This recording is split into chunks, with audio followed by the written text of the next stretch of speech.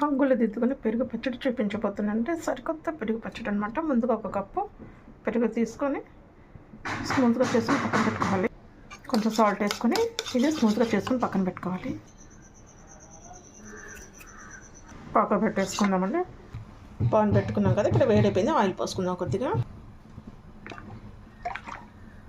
Oil కాయింది కదా, ఇందులో పచ్చిమిర్చి, పల్లీలు, ధనియాలు వేసుకొని ఫ్రై చేసుకోవాలి. వెల్లుల్లి కూడా వేసుకోవాలి. ఒక స్పూన్ జీలకర్ర కూడా వేసుకోవాలి. కొద్దిగా జీలకర్ర కూడా వేసుకుందాము. వేగనిచ్చేసి ఇవి పక్కన పెట్టేసుకుందాము. ఇదే గిన్నెలో కొద్దిగా ఆయిల్ పోసుకుందాము. ఇప్పుడు ఉల్లిపాయలు వేసుకుందాం. అంటే ఇది బాగా వేగన అవసరం లేదు, మామూలుగా వేగితే సరిపోతుంది. కరివేపాకు కూడా వేసుకుందాం. చల్లగపిండిని పౌడర్ పట్టేసుకుందాము. ఇలాగే ఉండాలండి, మనం బరుకుగా ఇలాగే పట్టుకోవాలి, పౌడర్ లాగా చేసుకోకూడదు. ఇప్పుడు దీన్ని మనం ఇందులో వేసేసుకుందాము. మొత్తం వేసుకోవాలన్నమాట. పొడి మనం పట్టుకున్న పౌడర్ మొత్తం వేసుకోవాలి. ఇందులో కొద్దిగా పసుపు వేసుకోవాలి, అలాగే కారం కూడా వేసుకోవాలి. అంతా కలిసేలాగా కలుపుకోవాలన్నమాట అంతా.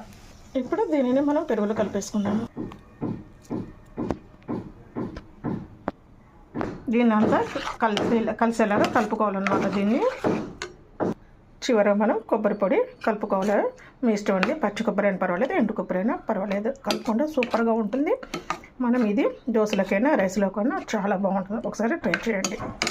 వేడి వేడి రైస్లోకి తింటే చాలా బాగుంటుందండి.